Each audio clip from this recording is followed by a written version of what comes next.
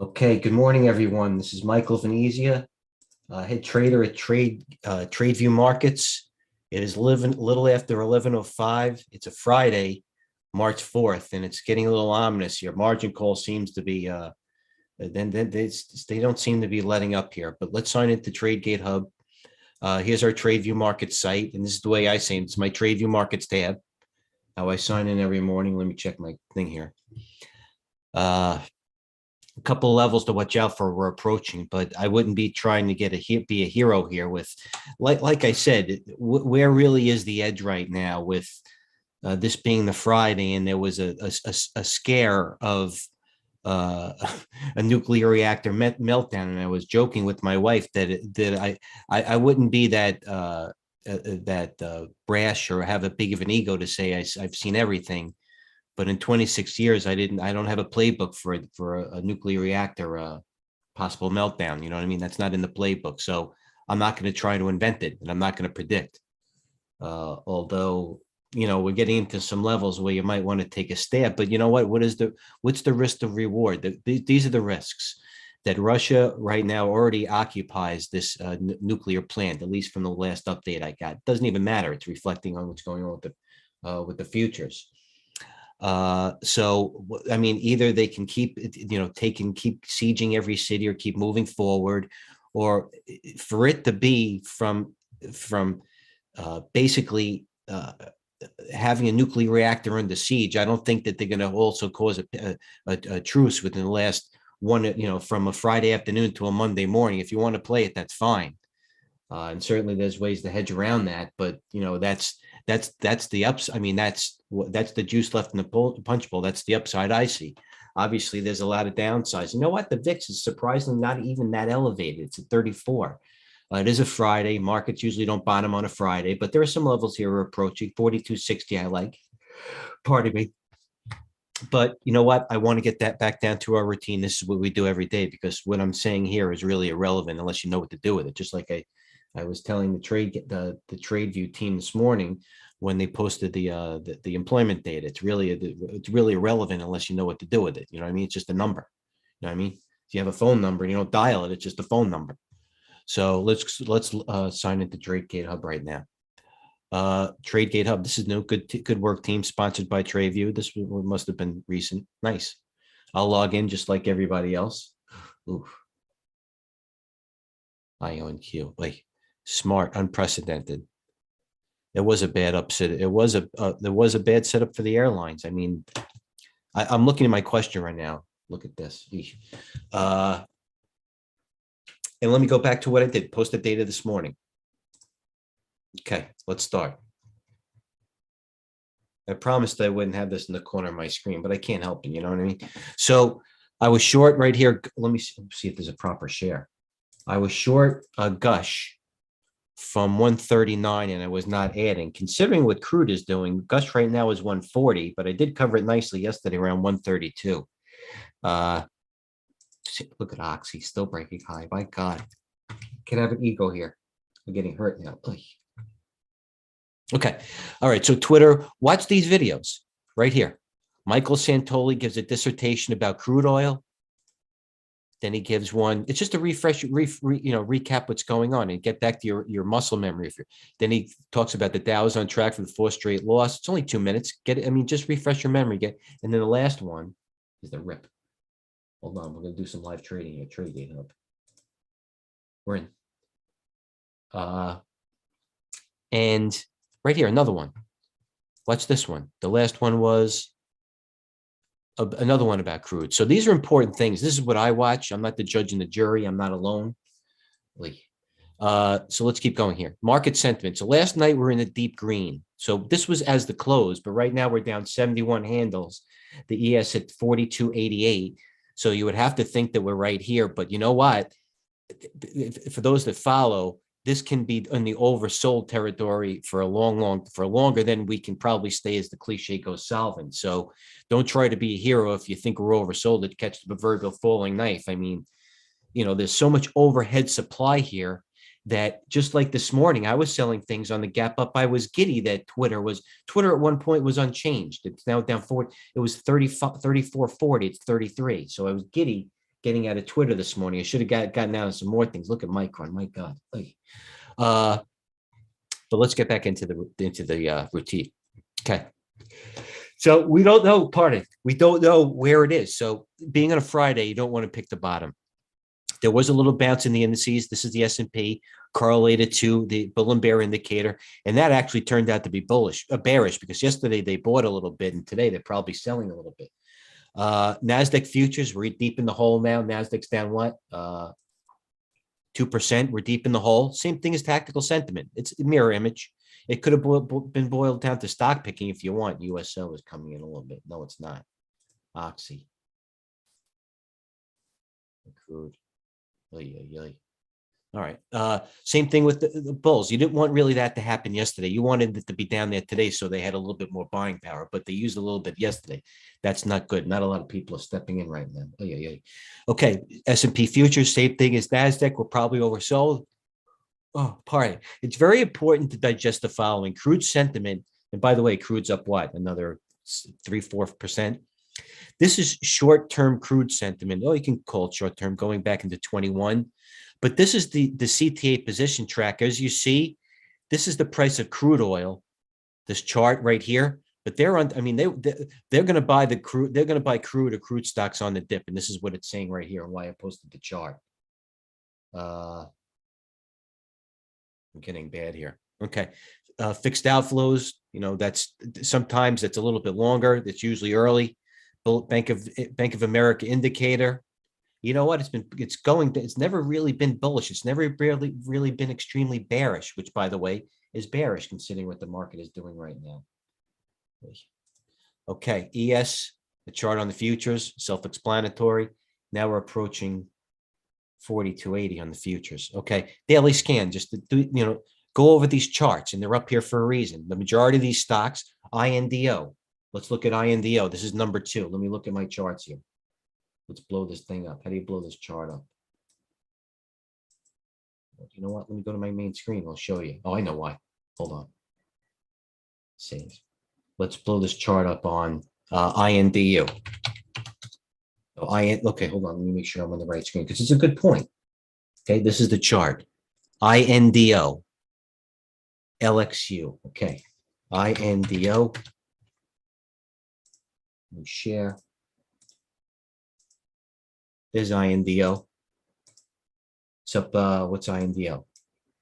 It's up $10, so it's up 30%. What's another one? CEIX on our list. That's down a little bit. How about STNG? That should be up. Down a little bit. It's still above the moving average. CNX, aluminum. That was up higher this morning. So these are the stocks that are in play. And it's also a scan predicated upon what I just, hold on, let me go back to my screen. Predicated upon what? Upon the good ranges in price action and volume. Inside day, Walter Bloomberg upgrades and downgrades, economic calendar. Kathy, she's buying Roblox, Roku, and Zoom. Pardon. You kept all these stocks. Okay, here's Roblox. She was buying it yesterday. Here are the charts on Kathy. Roblox. This is what she's doing. She's buying more Roblox down here, if you can see the chart. I'm not. So she's buying Roblox. She's buying more Zoom. Let's average down a little bit more. What else is she buying? CRWD. Why not? Okta. Why not? And Path. And I'm getting hurt on Path. I said look at Path. I said I'd be buying Path at 30. I waited to 29.40. This is where you know what? This is where I bought it.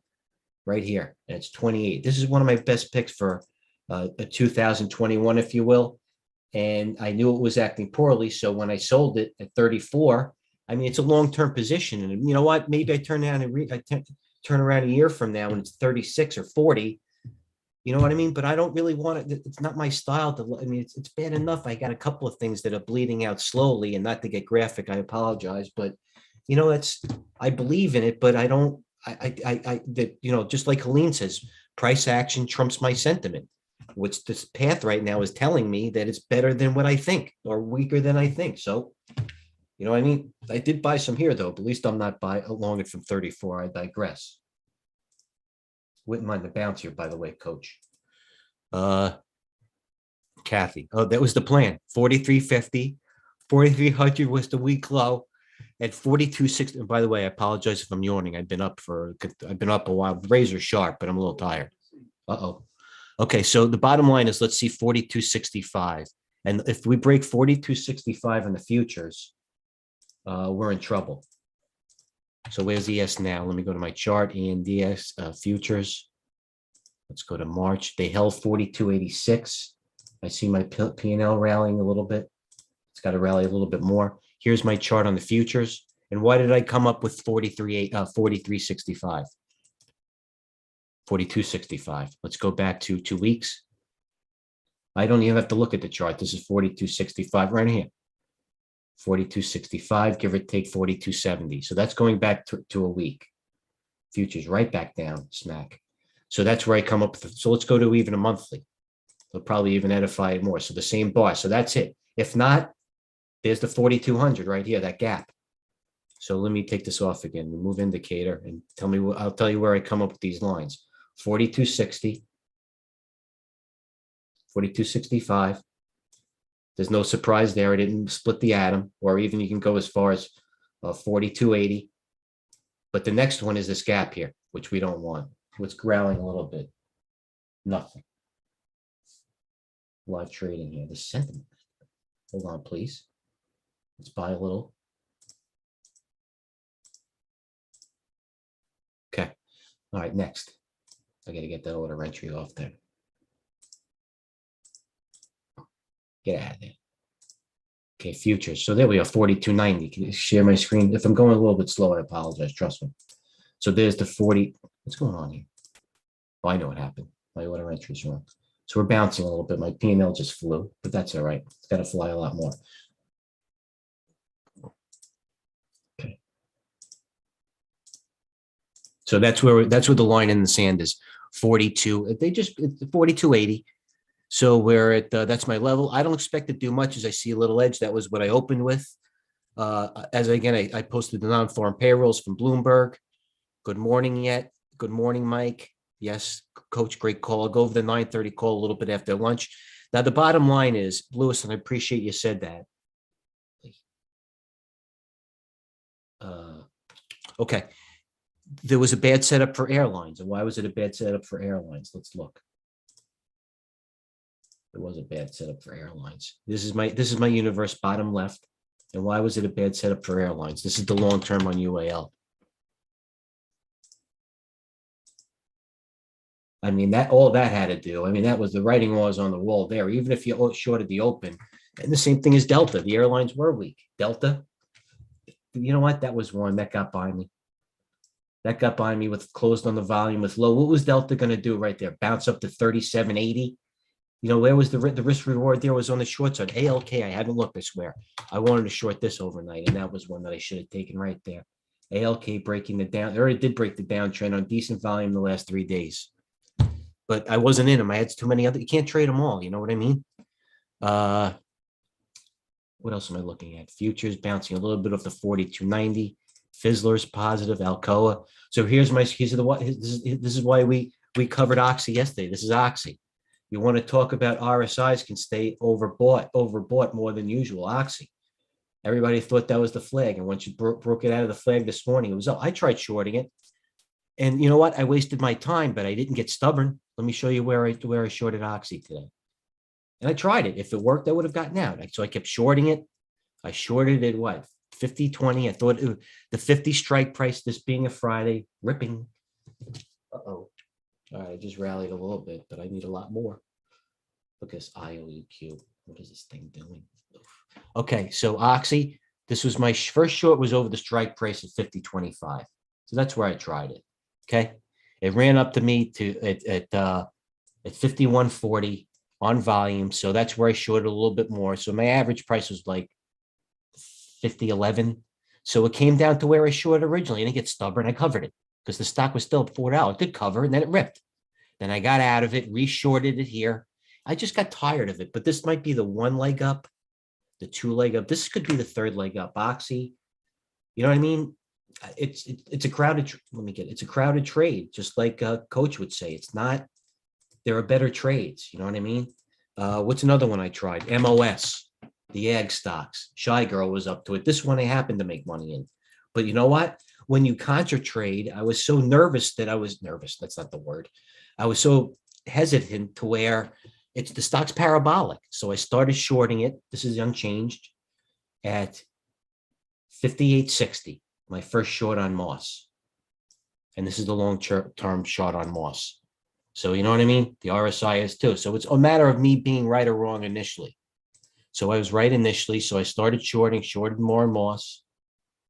58. So my average, as you can see, is 58.75, shorted more from 58 and covered 57. So you know what I'm doing. And I also shorted CF, but I covered that poorly because I was reluctant. Let's use that word. Where's CF? Why aren't you giving it to me, buddy? CF. Same thing, CF. Short covered. I got nervous in it. Not nervous in it. Same thing. Rookie money. You know what I mean? Do I have any questions? Mike, you're referring to the SPX here. No, the ES, Joe. The ES minis. When I talk about the line in the sand, this is ES right here, 42.82. Or you can go SPX. I go with the ES minis, 42.86. So yeah, we have to see if we're making a higher low. This is it right here. We made that low of 42.80, which was the first line. 42.65 is the line in the sand, not to be redundant. So maybe we hold here again. You know what I mean? But once again, it's 11:30. I think people are going to try to rally on, sell some stock on rally. I'm certainly not going to try to be a hero. Micron's killing me. The stock was let's look at Micron, what I'm doing in Micron. And it probably should have gotten out at 86. Micron.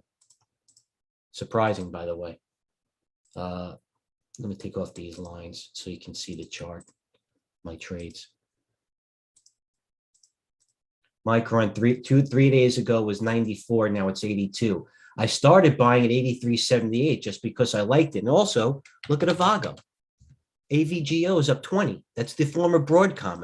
That's related to the semiconductors. The other semis I don't think are getting pounded. Where's Taiwan Semi? Oh, it's getting hurt. Texan, ADI, CF. No, I won't try to short it again today. You know what, Lewis, trades over. You know what I mean? Everybody that's been short, just think about this. If you've been short CF, or there have been some wise guys, myself, I haven't been hurt on it. I'm just trying to trade moves in the market. Have been short this thing for a couple of days, right? So if you're short CF and you think it's going to top out, and I get it, but you're shorted a little bit early at 85 and it comes down to like 86. There's so many people trying to cover it that gives it the floor, if you will. You know what I mean? Anybody, and conversely, if people are trying to buy a Zoom, if Zoom rallies to 116, don't you think people are going to try to get out of it that have been trying to buy it the whole way down? That's where that resistance and pressure comes in. You know what I mean? That's why I learned a little bit later on life, don't contra trade, because there's so much, like I own whatever it is, Micron. If Micron rallies $1, I have 8,000 shares to sell up. And you know what? I'm probably not alone, unless it's in an uptrend, that I'm going to be wanting to buy it on dips. So people are trying to short them on rallies. That's basically where I sit now. So that's where we are. Zoom. Market's rallying a little bit. I stink with this IONQ. Let me tell you about a mistake I made. This is a mistake I made on IONQ. I really, really like the chart on this. And I really like it as one of these long-term plays. And it was holding in there and holding in there. It was break. This is the chart on the NASDAQ. Everything is under the moving averages, and this IONQ is one of these artificial intelligence plays, and I really liked it. I know some guys that were buying it too, and I probably should have sold it at the moving averages of 1420. Yeah, I agree, Lewis. That's exactly right. But you have to think, Lewis says a couple of ideas. European indices are close to the 200-day, right? It's potential entry there, I agree, but you have to think what's going to hold these European indices on the 200-day. This has to take a lot of big news for it to go up, but a lot of sensitive news for them to break them on the downside. And Lewis, that lows aren't made usually, but the 200-day, as I say, always is the big daddy. Path, no good. Micron. We'll look at some European stocks, Lewis. I'm with you. Let's look at EWZ. EWZ. What's going down there? You know what? I would rather look at the bigger stocks. TSM, no good. SAP, no good. Look at SAP. I mean, I wouldn't like to take, I really wouldn't really trying to pick this bottom on SAP, even though it is the best of breed. The market's coming back now off that 82. So you know what? This is my universe again, if I can. My P&L just dipped precipitously, so it tells me the tech stocks are not. How about XPEV? Kathy's buying this every day, XPEV. I go to my chart. I sold this one. I didn't get my ego. It stepped in front of my ego, and I kind of liked it. XPEV. What about NIO? Same thing. Oh, Tesla was positive. Tesla was up $12 this morning. It pulled a fake. It was up nicely. Tesla was at 856. And here's a moving average example, Lewis. And this could be the European indices if you want. They tested the 200-day. Tesla looked like it had a little bit of oomph. Now it broke it. Now I wouldn't really try to step into Tesla, especially with XPEV going down. How about this BTU still going up? I tried to short BTU. Let me tell you my shorts, and let me tell you why these aren't working. I shorted BTU, and you're going to say, why are you shorting strong stocks? Why couldn't you do it on a dip? I was just trying to test the waters. Maybe the market reversed and Oxy went down. You're right, coach. Here are my trades on BTU, for example. Shorting. So basically, I was shorting pretty aggressively at 23.70. You know what? I said enough. I covered it, 24? Now the stock is 25, and I had 6,000, 7,000 shares. So if they're not, I'm trying to get a feel of something. It's something to work so that I can lay into it. But this is not the type of market where you can really lay into things like that. So, we sit here 11:15. We might get a little bit of a bounce, if you will. I like to call it a short squeeze bounce. Coach, do you have anything to add or anything? Anybody help? Not help, but this is the time. Let's look at my main page now. Well, you know what? Let's look at this page. Let's look at the wise docs. Let's look at the wise guys are doing. This is the wise guy right here. Give me a kiss. This is the wise guy. Hold on. Let's look at my Twitter feed. New share. Let's look at this. All right. Let's see if there are any option play sweeper. Because you know what? Anybody's got to know it's going to be sweepers. Cliff. They're still buying Cliff. They're buying FCX. They were doing this all day yesterday, if you remember. FCX bullish. AI bearish. Gold is bullish. K-Web is bearish. So all you're seeing right now is FCX. And that's rare. Well, actually 4 minutes. BABA bearish. Coin bearish. ES. Here's the line in the sand there. 42.75. 42.60. This is what my guy says. And that's it. Etsy, bearish flow. BTI, bearish. We sold that at what? 41? No, I did at 44. BTI. Ooh. So Tesla, bearish. Billy, bearish. Anti-VIX, which means we're going to bounce off here. That's why we took a bounce. Oxy, bullish. You get the picture. Chevron. So that's all I'm saying. I mean, they're still going into these stocks. And like I said, the CTIs are a little bit underexposed. We'll leave it there. So any other questions from the people? We have a new guy in here. Joe? Lewis? Take a position in banks next week. I don't know. You know what? A nuclear reactor might burn over the weekend. Well, I'll tell you, but I'm going to have a plan. I'm going to have some pivots, but I'm not going to say next week I'm going to buy banks. That's like me saying next week it's going to rain. I don't know. I mean, yeah, yields have peaked the semis, coach, and I should have got it. You know what? You're right. They were acting good. They were trying to hang in there, and that's the bottom line. He's right. And I took look at this. This is ON Semiconductor. This isn't that bad. And I'm not looking for a positive needle in a haystack. But I saw Avago, and that's why I brought MU. Avago was the old Broadcom. Everybody remember Broadcom? So I thought that that would be one that propelled the thing. So I got into a little bit. I'll take a loss on MU. I don't even know where it is, 82. Yeah, yeah. No, no, I'm not a warrior. It's my job. Well, it's a passion. But Lewis, I'm glad you get it. You know what I mean? Because we've been going over this a long time, and it's not. You want to tactically trade off this. Tactically trade off this. This is tactical sentiment. Okay, so we're oversold. Okay, the NASDAQ futures are down 2%. We're oversold. So you either have to decide if you want to short that bounce, or maybe what Kramer says, buy a little schnitzel. Take some money out of the market. The VIX is still high. I don't see a lot of reversing here, but take money out of the market. This is stock picking when they're here. So leave it at that. Just don't listen, one thing I'm going to say, and I did it too, I'm human, and I'm not going to let these positions define me as a trader, but don't let these trades turn into positions unless you're prepared. That's why I always preach the best of breed. If you're wrong, at least you have, not really sentiment, but algos or even huge managers going in for you. Okay, so Tony doesn't contradict. Give me a kiss. You want a treat? Give me a kiss. Margin call? No margin calls today. All right. So this is what happened. Any other questions? You know what I want to do? The last thing in finality, I want to show you the proverbial sexy page, because I'll tell you what's going on, and you could do it for yourself. I'll post it after. Let me do a new share here. And here's the top list. For those that, first of all, always go back to the YouTube video and do a replay and pause it. You could see this if you missed it. But these are the movers right now. This INDO I told you about, Oxy, right there. What's this? The S&P. I need those. I need those Fibonacci moves. I need those 42.90. Those are good, coach. I'll take 43.45 over the 4,300, which is where I think I stepped in a little bit, yourself as well. I'll take the 43.45 all day long into today. I hope they do it. But here's the other page. This is what's weak. Capri, DoorDash, Carvana, Upstart, Burlington had bad numbers. What's has range today? Right here.